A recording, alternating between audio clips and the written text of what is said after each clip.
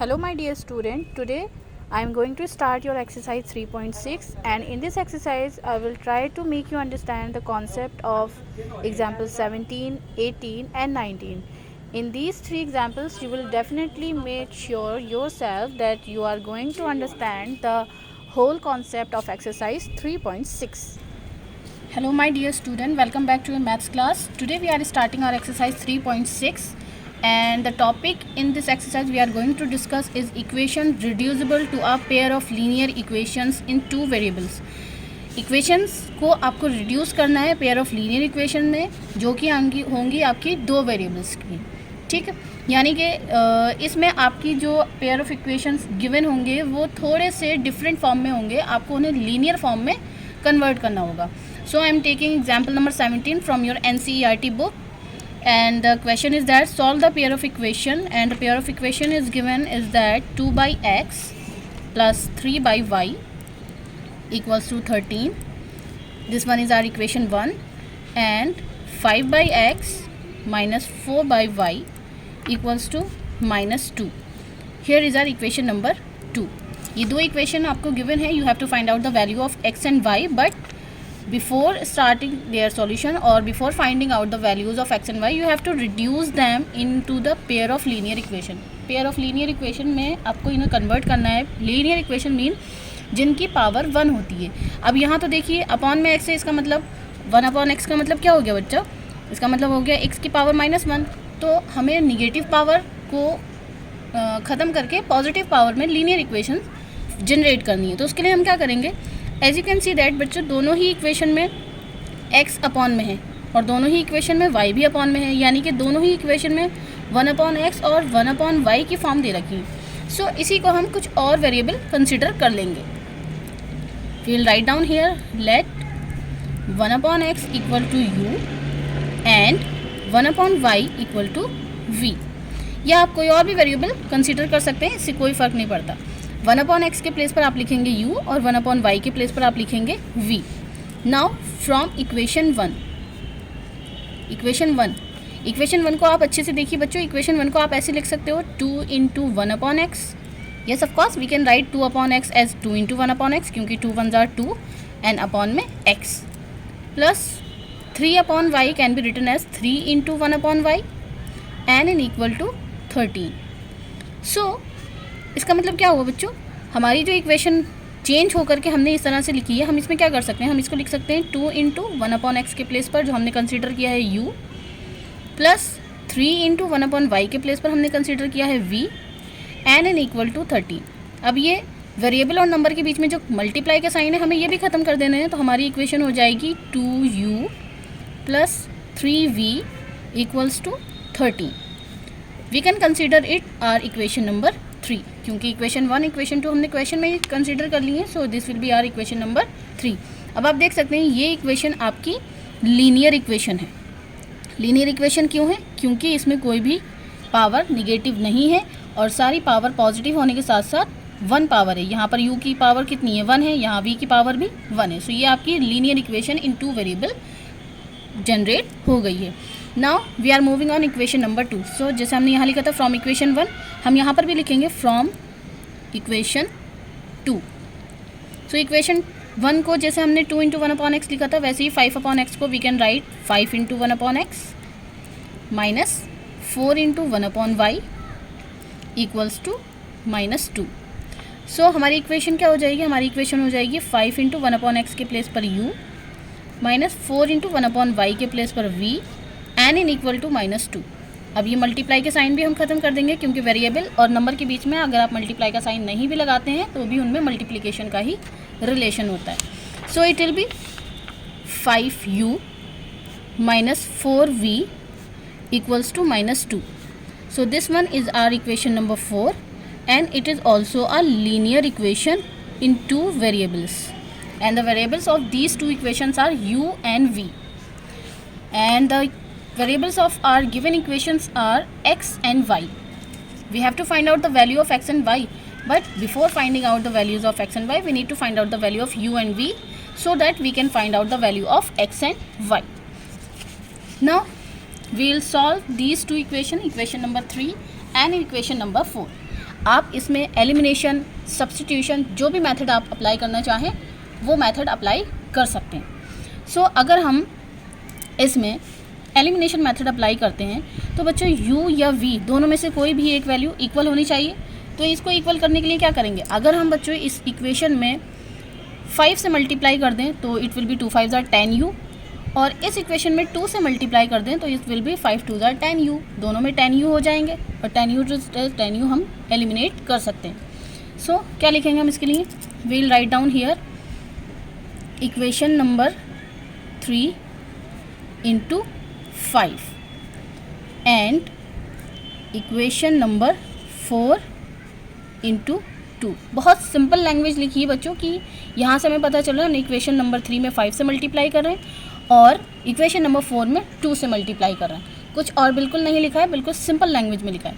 Now will multiply by 5 to this equation, it will be 5 2 ज़ार 10 u plus 5 3 ज़ार 15 v equals to 5 की multiply जब आप 13 से करेंगे इट विल बी 5 3 ज़ार 15 कैरी 1 5 1 ज़ार 5 प्लस 1 6।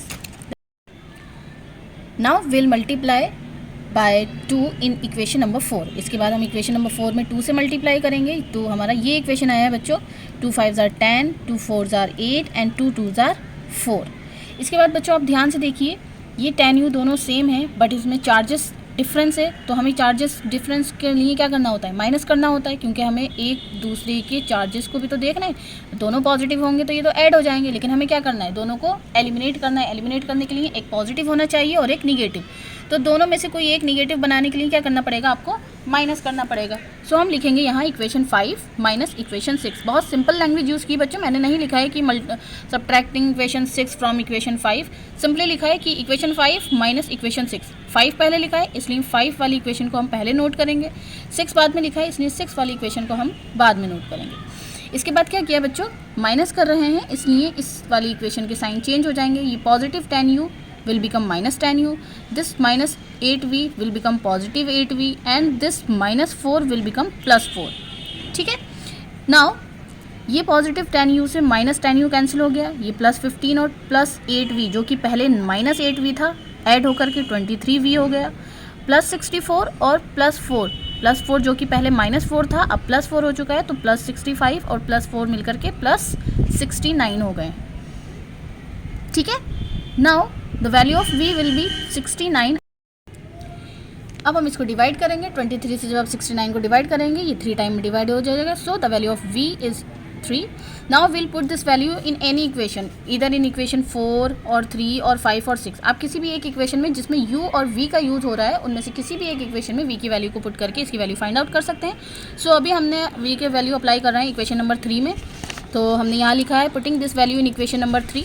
और इक्वेशन नंबर 3 में जब हमने ये वैल्यू अप्लाई किया है तो देखिए बेटा यहाँ 2u है, हमने एज इट इज़ इसको नोट कर लिया है, और 2u को नोट करने के बाद हमने क्या यहाँ वैल्यू अप्लाई कर दी है 3 के प्लेस पर 3 और v के प्लेस पर 3 इक्वल टू 13। नाउ हमने इसको सॉल्व किया है, 2u प्लस 3 3 ज़ार 9, यहाँ 9 आएगा इक्वल टू 13, और फिर 9 को जब आप शिफ्ट करोगे यहाँ माइनस 9 हो जाएगा। क्यों हो जाएगा माइनस 9, क्योंकि यहाँ प्लस 9 है तो ये माइनस 9 हो जाएगा। अब आपको क्या करना है, 13 में से 9 को माइनस करना है, the remainder will B 4।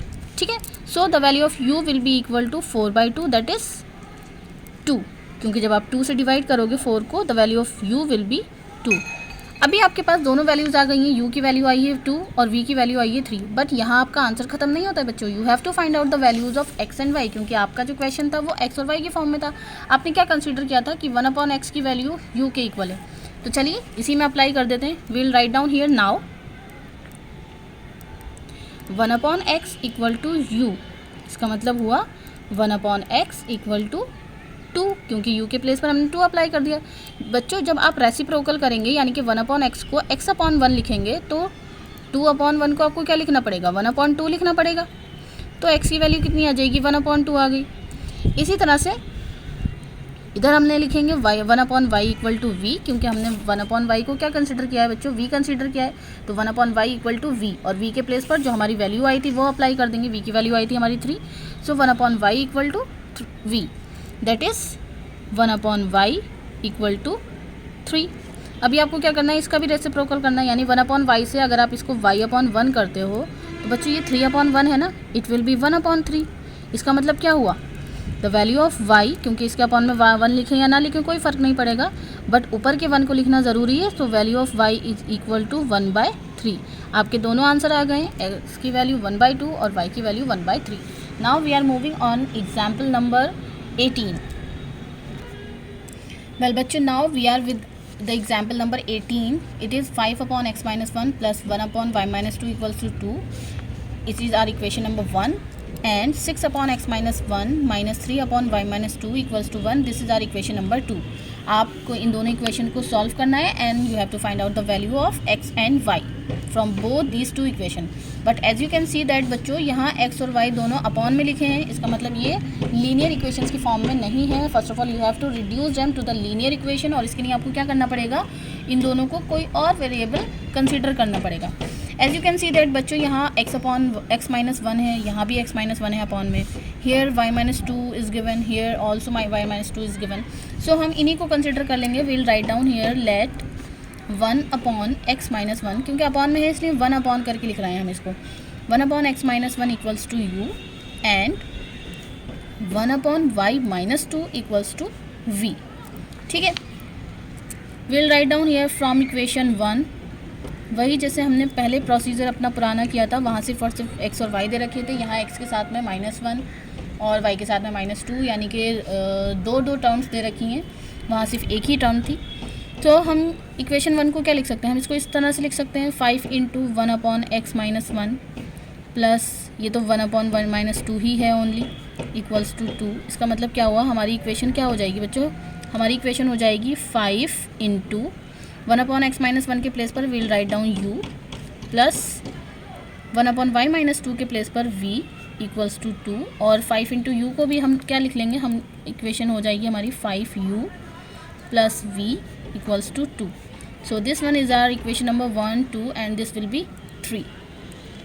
So here we have got our linear equation. ठीक, now we'll write down here again from equation 2 and we'll solve it as we have solved equation 1. We'll write down it as 6 × 1/x minus 1 minus 3 × 1/y minus 2 and in equal to 1 implies हमारी equation हो जाएगी 6 × 1/x minus 1 के place पर u minus 3 × 1/y minus 2 के place पर v and in equal to 1। इसके बाद हमें ये मल्टीप्लाई के साइन भी हटा देने हैं, तो equation will be 6u minus 3v equals to 1। This will be our equation number 4, ये हमारी इक्वेशन नंबर 4 हो जाएगी। Here we have got our second linear equation in two variables, and the variables which are using in equation 3 and 4 are u and v. अब आप देखिए ध्यान से कि आपको जो भी मेथड अप्लाई करना है, बाय सब्स्टिट्यूशन और बाय एलिमिनेशन, आप किसी भी मेथड से इसको सॉल्व कर सकते हैं। So if we apply the elimination method, जैसे कि हमने लास्ट अपने एग्जाम्पल में भी एलिमिनेशन मेथड अप्लाई किया है, अगर हम यहाँ पर भी एलिमिनेशन मेथड अप्लाई करें तो बच्चों आपको u या v दोनों में से कोई एक वैल्यू को सेम करना है। अब इसको सेम करने के लिए बच्चों आप इसमें 6 से मल्टीप्लाई करेंगे तो इट विल बी 6 × 5 = 30u, और इसमें आप 5 से मल्टीप्लाई करेंगे तो इट विल बी 5 × 6 = 30u। तो दोनों के u सेम हो जाएंगे। बट अब ध्यान से देखिए, यहाँ v की वैल्यू 1 है और यहाँ v की वैल्यू 3 है। अगर आप इस इक्वेशन में सिर्फ 3 से मल्टीप्लाई कर दें तो ये भी 3v हो जाएगा। इसका मतलब इसमें तो कुछ करना ही नहीं पड़ेगा, आपको सिर्फ और सिर्फ एक ही इक्वेशन में 3 से मल्टीप्लाई करनी पड़ेगी, उसके अलावा दूसरी में मल्टीप्लाई करनी ही नहीं है। तो इसका मतलब हम सिचुएशन का फ़ायदा उठाएंगे और हम इक्वेशन 3 में ही सिर्फ 3 से मल्टीप्लाई करके दोनों की v एक जैसे कर लेंगे। So we'll write down here multiplying by 3 in equation 3। देखिए इक्वेशन 3 का 3 सर्कुलेट करके लिखा है और जिस नंबर से मल्टीप्लाई करना है उसको सर्कुलेट नहीं किया है। इस बात का आप हमेशा ध्यान रखेंगे। सो जब आप 3 से मल्टीप्लाई करेंगे it will be 3 × 5 = 15u plus 3 × 1 = 3v equals to 3 × 2 = 6। It will be our equation number 5, ये हमारी इक्वेशन नंबर 5 हो जाएगी। जब आप किसी नंबर से मल्टीप्लाई करते हैं तो उसके हर एक मेंबर से उसको मल्टीप्लाई करना होता है, ये रूल भी आपको हमेशा याद रखना है। इसके बाद क्या होगा बच्चों, इक्वेशन 4 और 5 को ध्यान से देखिए, यहाँ -3v है और यहाँ +3v है, ये तो ऑटोमेटिकली बच्चों कैंसिल हो रहे हैं। इसका मतलब इन दोनों के इक्वेशन के साइन हमें चेंज नहीं करने हैं, और जब साइन चेंज नहीं करने होते हैं तो इक्वेशंस को क्या करते हैं, हम ऐड करते हैं। So we'll write down here equation 4 plus equation 5। क्या कर रहे हैं बच्चों, हम इक्वेशन 4 और इक्वेशन 5 दोनों को हम प्लस कर रहे हैं। ठीक है, ये देखिए बच्चों मैंने इनको बॉक्सेस में बंद क्यों किया है। ऐसा नहीं है कि कोई रूल है कि आपको इनको बॉक्स में ही बंद करना है, बट बॉक्स में बंद करने से आपको दिखाई दे रहा है सेपरेटली, क्लियर पता चल रहा है कि मैंने जो सॉल्यूशन किया है वहाँ पर कौन कौन सी इक्वेशंस हैं। सो इक्वेशन 4 पहले लिखा है, इसलिए will write down here 6u minus 3v equals to 1, और 5 बाद में लिखा है। सो इसके अपॉन में लिखेंगे, हम नीचे लिखेंगे, सॉरी अपॉन में नहीं, इसके नीचे लिखेंगे 15u plus 3v equals to 6, और हम ऐड कर रहे हैं इसलिए कोई साइन चेंज नहीं होगा। Now will add this two equations, और हम ऐड कर रहे हैं इसलिए कोई साइन चेंज नहीं हो रहा है। 15 plus 6 it will be 21, u minus 3v से प्लस 3v कैंसिल्ड हो जाएगा, and this will be 6 plus 1 7। So the value of u will be equal to 7 upon 21। Now divided, 7 1 ज़ार 7, 7 3 ज़ार 21। So we have got the value of u is 1 upon 3। u की value आपके पास आ गई है 1 upon 3। Now we are moving on to finding out the value of v। उसके लिए आपको क्या करना पड़ेगा, इस u की वैल्यू को इक्वेशन नंबर जहाँ u और v यूज़ हो रहा है 3 4 5 तीनों में से किसी भी एक इक्वेशन में आप अप्लाई कर सकते हैं। So we are going to apply this value in equation number 3। We'll write down here putting this value in equation 3। Equation 3 में हम इस वैल्यू को अप्लाई करेंगे। इक्वेशन 3 क्या है बच्चों हमारे पास, 5u प्लस v। सो 5u तो ऐसे ही रहेगा 5u, यानी कि u के प्लेस पर 1 upon 3 plus v equals to 2। ठीक है, इसके लिए आपको क्या करना पड़ेगा बच्चों, यहाँ 5 और 1 का मल्टीप्लाई हो जाएगा, it will be 5 upon 3 plus v equals to 2। Now we'll remove this 5 upon 3 from left hand side to right hand side. अब ये v के साथ प्लस हो रहा है तो दूसरी साइड जाकर के क्या हो जाएगा बच्चों, माइनस हो जाएगा। So the value of v will be equal to 2 minus 5 upon 3। अब 2 के अपॉन में क्या है 1, और 1 और 3 का एलसीएम आपको पता है कि 3 रहेगा। Now divide this 3 by 1, 3 time divide होगा, 3 2 ज़ार 6 माइनस 3 से 3 1 टाइम डिवाइड, और 1 5 ज़ार 5। सब्ट्रैक्ट कीजिए, the value of v will be equals to 1 upon 3, यानी कि u और v दोनों की वैल्यूज़ देखिए बच्चे यहाँ सेम आई है। The value of u is 1/3 and the value of v is also 1/3। दोनों की वैल्यूज सेम है, 1/3 1/3। अब आपको क्या करना है, इन वैल्यूज़ को आपने जो x और y के लिए कंसीडर किया था उनमें अप्लाई करना है। चलिए अब हम इनको अप्लाई करते हैं। क्या कंसीडर किया था हमने, 1 upon x minus 1 equal to u consider किया था, तो हम यही लिखने वाले हैं बच्चों। विल राइट डाउन नाउ, क्या कंसीडर किया था हमने बच्चों, 1 ये कंसीडर किया था 1 upon x minus 1 equal to u, तो हम यहाँ पर यही लिखेंगे 1 upon x minus 1 equals to u implies 1 upon x minus 1 equals to u के प्लेस पर आप क्या क्या अप्लाई करना है बच्चों, 1/3। अभी आपको क्या करना है बच्चों, इसका रेसिप्रोकल लेना है। रेसिप्रोकल का मतलब क्या हो गया, 1 अपॉन x माइनस 1 से आपको इसको कर देना है x माइनस 1 अपॉन 1। जब आपने इधर रेसिप्रोकल किया है तो ऑटोमेटिकली दूसरी साइड भी रेसिप्रोकल हो जाएगा, 1 अपॉन 3 से ही क्या हो जाएगा, 3 अपॉन 1 हो जाएगा। अब दोनों के ही अपॉन में 1 है तो उनकी कोई वैल्यू नहीं रही, इसका मतलब हम लिख सकते हैं x minus 1 equal to 3। Minus 1 को शिफ्ट करेंगे, it will be x equal to 3, और माइनस 1 इधर आकर के हो जाएगा प्लस 1। सो x की वैल्यू कितनी हो जाएगी, the value of x will be equal to 4। यहाँ से आपके पास जो x की वैल्यू आई है वो आई है 4, यानी कि आपके क्वेश्चन का फर्स्ट आंसर आया है x इक्वल टू 4। इसी तरह से दूसरी वैल्यू हमने क्या कंसीडर की थी, 1 upon y minus 2 equal to v consider किया था, तो हम यहाँ वही नोट करेंगे 1 upon y minus 2 equals to v।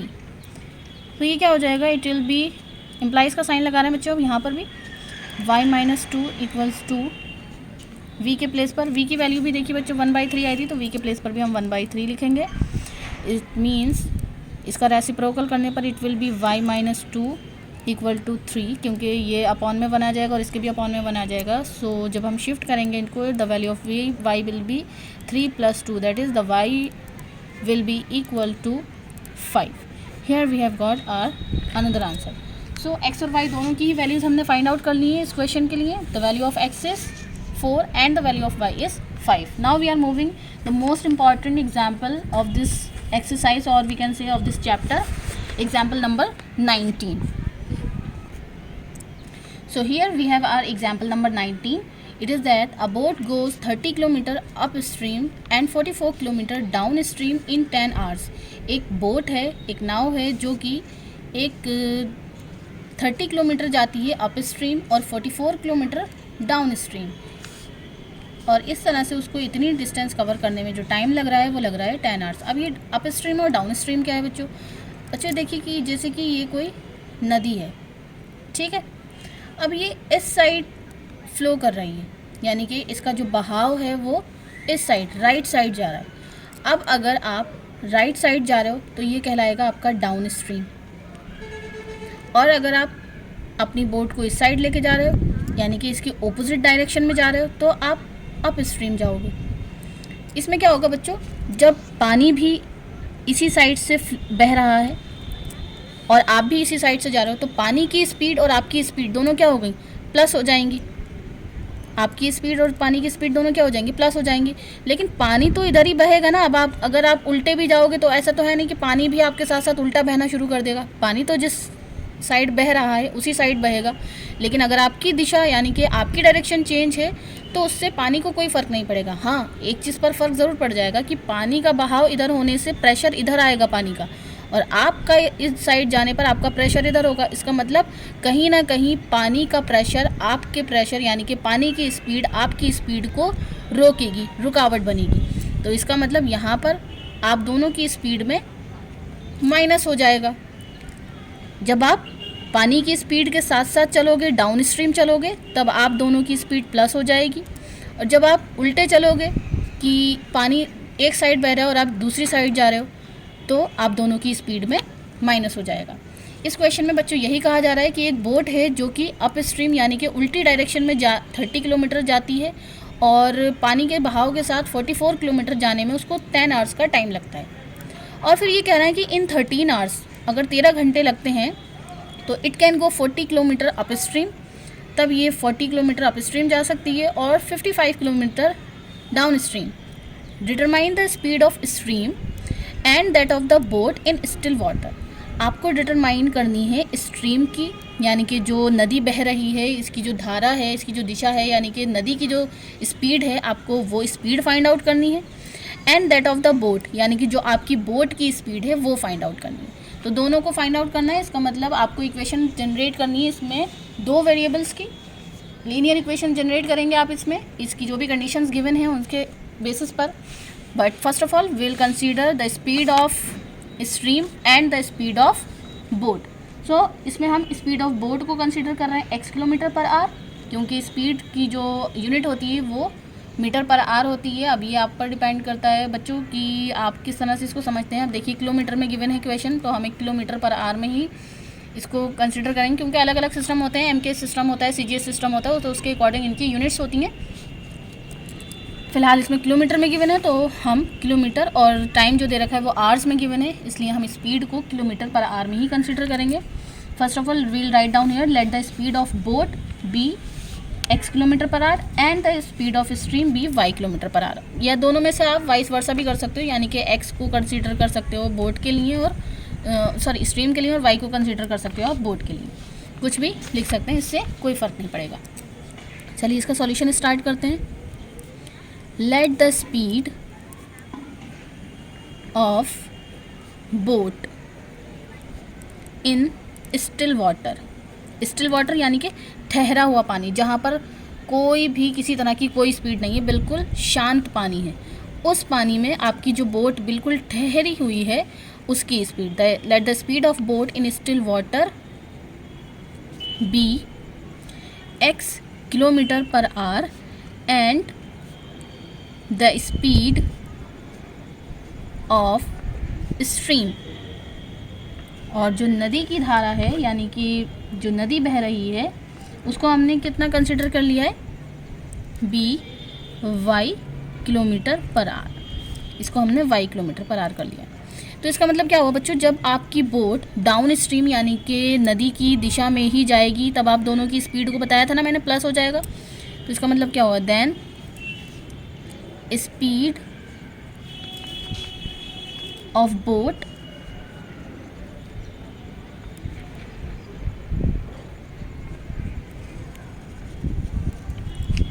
Upstream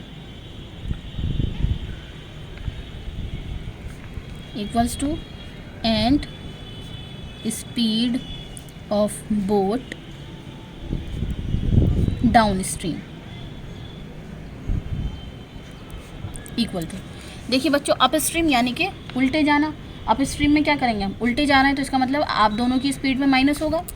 so boat की स्पीड में से स्ट्रीम की स्पीड माइनस हो जाएगी किलोमीटर पर आवर। सॉरी बच्चों मैंने यहाँ लिख दिया है अप स्ट्रीम में x minus y kilometre per our.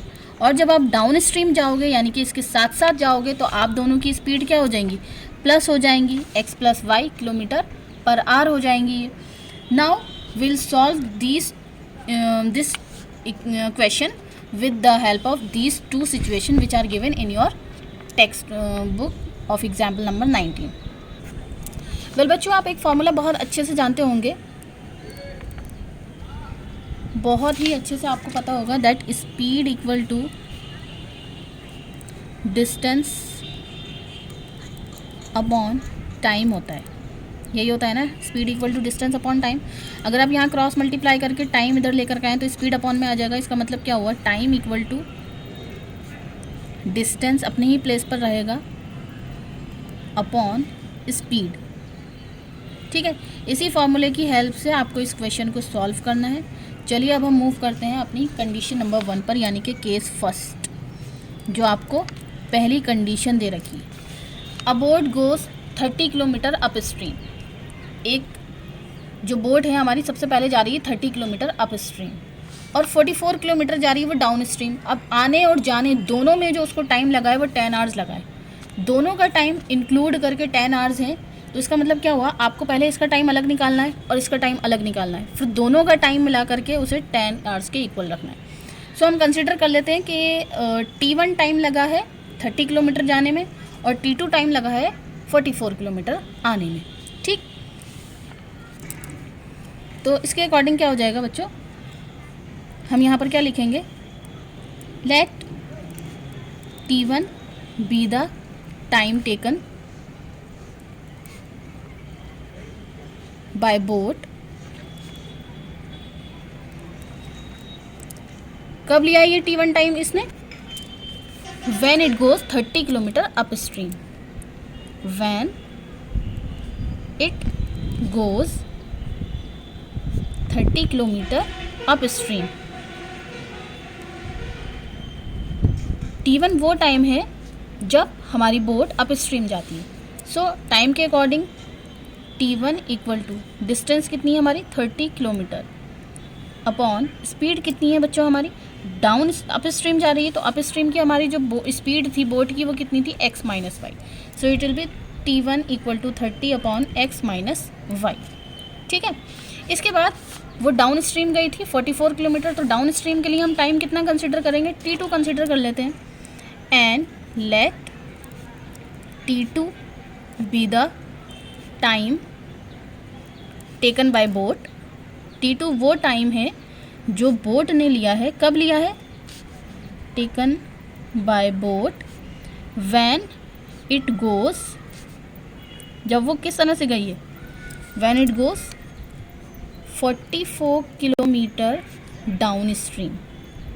जब वो डाउन स्ट्रीम यानी कि नदी के साथ साथ 40 किलोमीटर गई है, और नदी के साथ साथ जब 40 किलोमीटर गई है तो उसके लिए हमने टाइम T2 ले लिया था। T2 इक्वल टू डिस्टेंस कितनी रही यहाँ पर 44 किलोमीटर और स्पीड क्या हो जाएगी, अभी ये डाउन स्ट्रीम है तो हमने डाउन स्ट्रीम में बोट की स्पीड कंसीडर की थी x प्लस वाई। बताया था कि जब डाउन स्ट्रीम यानी कि साथ साथ जाएगी तो स्पीड प्लस हो जाएगी और जब ऑपोजिट डायरेक्शन में जाएगी तो स्पीड माइनस हो जाएगी। अब अच्छा, जाने और आने दोनों में ये जो टाइम का एडिशन है वो कितना दे रखा है 10 आवर्स, यानी कि T1 और T2 दोनों को हम प्लस करेंगे तो किसके इक्वल है, 10 आवर्स के इक्वल है। Now according to question T1 plus T2 equal to 10 hours. इसका मतलब क्या हो गया, T1 के प्लेस पर आप लिख दोगे 30 upon x minus y, plus T2 के प्लेस पर आप लिख दोगे 44 upon x plus y and in equal to 10। So it is our equation number 1। Now we are moving on case 2। इसके बाद हम मूव ऑन कर रहे हैं केस 2 पर। केस 2 में हमें क्या देखा है, 13 आवर्स लग रहा है अगर वो 40 किलोमीटर अप स्ट्रीम जाती है और 55 किलोमीटर डाउन स्ट्रीम, यानी कि इसके लिए हमें टाइम अलग कंसिडर करना है, इसके लिए हमें टाइम अलग कंसिडर करना है। जैसे कि लिए हमने 30 किलोमीटर के अप स्ट्रीम के लिए T1 और 44 किलोमीटर डाउन स्ट्रीम के लिए T2 कंसिडर किया था, वैसे ही हम 44 किलोमीटर अप स्ट्रीम के लिए T3 और 55 किलोमीटर डाउन स्ट्रीम के लिए T4 कंसीडर करेंगे। जैसे T1 और T2 को प्लस करके इक्वल टू 10 आवर्स था, वैसे ही T3 और T4 को प्लस करके इक्वल टू 13 आवर्स होगा। सो उसकी condition same to same as it is आ जाएगी। मैं इसको फटाफट से बस लिख रही हूँ, आपको समझाने की ज़रूरत नहीं है बच्चों, इसको आप इसको अच्छे से खुद से समझेंगे, और अगर नहीं भी आएगा तो you can ask from me. So हमने कंसीडर किया let T3 be the time taken by boat when it goes 40 kilometre upstream जाने पर T3 है, तो T3 equal to 40 upon x minus y, upstream जा रही है इसलिए x माइनस वाई। और T4 कंसीडर किया है हम तब जब वो डाउन स्ट्रीम जाती है, तो T4 will be equal to 55 यानी distance upon speed down stream में आपको पता है कि प्लस करके लगानी है। इसके बाद क्या करना है बच्चों, T3 T4 को ऐड करेंगे तो it will be equal to 13 hours. जैसे हमने यहाँ T1 और T2 को प्लस करके 10 आवर्स लिया था, इसी तरह से T3 और T4 को प्लस करके हमें 13 आवर्स कंसिडर करना है। So will write down here now according to question T3 plus T4 equal to 13 hours. इसका मतलब क्या हुआ, अब T3 की वैल्यू अप्लाई करोगे, T3 का वैल्यू था 40 upon x minus y, plus T4 का वैल्यू था 55 upon x plus y equals to 13। This is our equation number 2। बच्चों इक्वेशन 1 और इक्वेशन 2 को आपको फिर से ध्यान से देखना है। So here look at the equation 1 and equation 2 carefully. दोनों के ही अपॉन में x माइनस वाई है और दोनों की ही अपॉन में x प्लस वाई है। सो आप लिखेंगे let 1 upon x minus y equals to u and 1 upon x plus y equals to v। Now from equation 1 में आपको क्या करना है, फ्रॉम इक्वेशन 1 में आप लिखेंगे 30 into 1 upon x minus y के प्लेस पर u, यानी कि आप इसको आप डायरेक्टली लिख सकते हो 30u plus 44v equals to 10। It will be our equation number 3। I am putting it into the box for the highlighting it. And from equation 2 में बच्चों देखिए it will be 40u plus 55v equals to 13. It will be our equation number 4. Now we'll solve these two equations with the help of either by elimination method or by substitution method. अगर हम इसको elimination method से solve करें तो देखिए बच्चों हम किस तरह से कर सकते हैं। हम इसमें we are going to solve these two equations with the help of elimination method. इसमें हम क्या क्या करेंगे, equation will write down hair equation 3 into 40।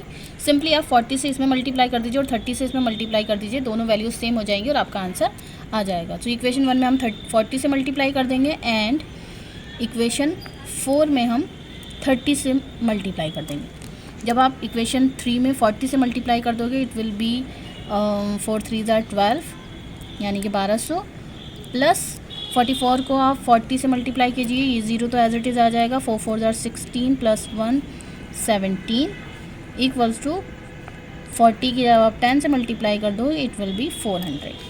Now equation 4 में आपको क्या करना है, 30 से मल्टीप्लाई करना है, इट विल बी 3 4 12। सॉरी बच्चों यहाँ मैंने u नहीं लिखा था और यहाँ v नहीं लिखा है, ये लिखना ज़रूरी है। वेल 30 से मल्टीप्लाई कर देंगे तो इट विल बी 3 4 12 और ये it will be 1200 u plus 3 5 15 plus 1 16 v equals to 3 3 9 and 3 1 3 390। सो दोनों ही इक्वेशन को हमें क्या करना पड़ेगा बच्चों, माइनस करना पड़ेगा। यानी कि बच्चों आप यहाँ लिख सकते हैं इक्वेशन 3 इंटू 40 और इक्वेशन 4 इंटू 30 और यहाँ जो आपने एंड लिखा है इसके प्लेस पर आप लिख सकते हैं कि हम इन दोनों इक्वेशंस को माइनस कर रहे हैं। इक्वेशन 3 में 40 से मल्टीप्लाई करके और इक्वेशन 4 में 30 से मल्टीप्लाई करके उन दोनों के बीच में आपको क्या करना है, माइनस करना है। और माइनस करने पे आपको पता है साइन चेंज हो जाते हैं। So this for 1200 will be cancelled by 1200 यहाँ आपको सब्ट्रैक्शन करना है क्योंकि ये पॉजिटिव से निगेटिव हो चुका है। सो 0 minus 0 will give you 0, 6 minus 5 1, 7 minus 6 1 and 1 minus 1 0। And here of course v आपको लिखना है। यहाँ माइनस कीजिए 400 में से 390, you will get 10. So the value of v will be equal to 10 upon 100, 10, 0 will be cancelled by 0 and the value of v will be equal to 1 upon 11. यहाँ आपके पास जो v की वैल्यू आई है वो है 1 upon 11. Now you have to put this value in any equation either in 3 और 4 to find out the value of u. So we are putting this value in equation number 3. Equation number 3 में 30u as it is हमने लिखा है plus 44v, 44 और v के place पर 1/11 and in equal to 10. So here we have written 10. Now solve it. It will be 30u plus 44 upon 11 equals to 10. यहाँ ये cancel हो रहा है, 11 1 11, 11 4 44. It will give you 30u plus 4 equal to 10. That is it will be 30u equal to 10 minus 4. जब आप 10 में से 4 minus करेंगे the remainder will be 6. So the value of u will be equals to 6 upon 30. यहाँ आप इसको divide करेंगे, it will give you 6 1 6 and 6 5 30. So the value of u will be equal to 1/5. यहाँ आपके पास u एंड v दोनों की values आ गई हैं, but you have to find out the values of x and y जो कि आपने कंसिडर की थी 1 upon x minus y equal to u and 1 upon x plus y equal to v. So here we are going to put these two values also. we'll write down here now 1 upon x minus y equals to u. इसका मतलब क्या हुआ बच्चों, 1 upon x minus y equals to the value of u is 1 upon 5. Same procedure वही reciprocal करना है. So जब आप रेसिप्रोकल करेंगे it will be x minus y and it will be only 5. अभी ये हो गई आपकी इक्वेशन नंबर, आपने कितनी यूज़ कर चुके थे 3 4 तक आपने इक्वेशन यूज़ कर ली थी. उसके बाद कहीं पर कोई इक्वेशन नहीं आया, इसका मतलब it will be our equation number 5. अब ये मैंने 5 नाम क्यों दिया बच्चों, क्योंकि यहाँ आप डायरेक्टली x की वैल्यू या y की वैल्यू फाइंड आउट नहीं कर सकते. यहाँ x और y दोनों वेरिएबल गिवन है, इसका मतलब आपको इनको रिड्यूस करके ही, यानी कि आपको फिर से इनमें एलिमिनेशन या सब्स्टिट्यूशन मेथड अप्लाई करना है और वेरिएबल्स की वैल्यूज़ को फाइंड आउट करना है. इसके बाद लिखेंगे आप एंड आपने यहाँ पर क्या कंसिडर किया था 1 upon x plus y equals to v. इसका मतलब क्या हुआ, it will be equal to 1 upon x plus y equal to v का वैल्यू आपने फाइंड आउट किया था 1 upon 11. So it will be 1 upon 11 at the place of v. Now implies reciprocal करेंगे, it will be x plus y equal to 11 and this will be our equation number 6. Equation 5 और equation 6 को अगर हम ध्यान से देखें तो minus y plus Y दोनों कैंसिल हो रहे हैं क्योंकि दोनों के साइन चेंज हैं और वैल्यूज़ भी सेम हैं. ठीक, सो हमें क्या करना है, इक्वेशन 5 और 6 को ऐड करना है.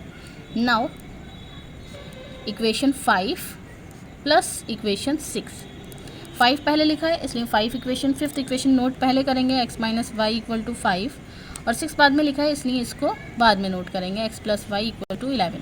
हम ऐड क्यों कर रहे हैं, क्योंकि दोनों के साइन ऑपोजिट हैं इसलिए ऐड कर रहे हैं. साइन सेम होते तो हम माइनस करते. ऐड करने पर कोई साइन चेंज नहीं होता इसलिए माइनस वाई से प्लस वाई कैंसिल हो जाएगा. x plus x will give you 2x equal to 11 plus 5 16. So the value of x will be 16 upon 2 that is 2 1 2 2 8 16. It means the value of x is 8, यानी कि x की value आई है 8. Now will put this value of x in equation 5 और इन equation 6. Putting this value in equation 6. Equation 6 में इसकी value को apply कर देंगे. It will give you x के प्लेस पर 8 प्लस वाई इक्वल्स टू 11.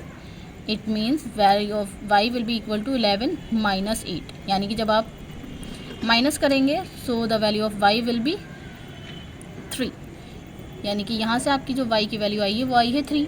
आपको फाइंड आउट क्या करना था, क्वेश्चन में था determine the speed of stream and speed of boat. आपने स्पीड ऑफ बोट कंसीडर किया था बच्चों x किलोमीटर पर आवर, यानी कि ये वर्ड प्रॉब्लम है तो मैंने बताया था आपको वर्ड्स में ही आंसर भी लिखना है. सो आप लिखेंगे hence the speed of boat equal to x. It means 8 kilometre per hour and the speed of stream equals to आपने कंसीडर किया था y, यानी कि 3 किलोमीटर पर आवर. सो यहाँ आपका आंसर आता है आपकी जो बोट की स्पीड है बच्चों वो है 8 किलोमीटर पर आवर, और जो आपकी स्ट्रीम की स्पीड है वो है 3 किलोमीटर पर आवर। इसके बाद बच्चों आपकी एक्सरसाइज 3.6 स्टार्ट हो रही है, जिसमें बहुत ही इजी क्वेश्चंस हैं और बहुत ही अच्छे से आप उनको इसी तरह से सॉल्व कर सकते हैं। So exercise 3.6 will be your homework.